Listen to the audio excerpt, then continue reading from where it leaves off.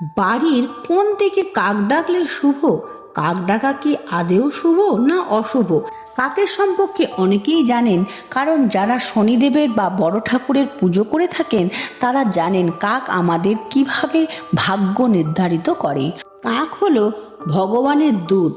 কাক আপনাদের জন্য বিভিন্ন সময় অনেক ভালো বার্তাও আনে।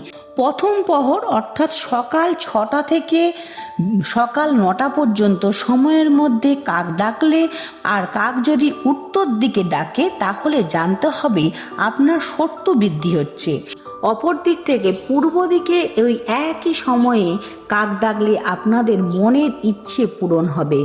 যদি দক্ষিণ দিকে বসে ওই একই সময়ে কাক ডাকে তাহলে মনে জানবেন আপনার সুখবর আসছে।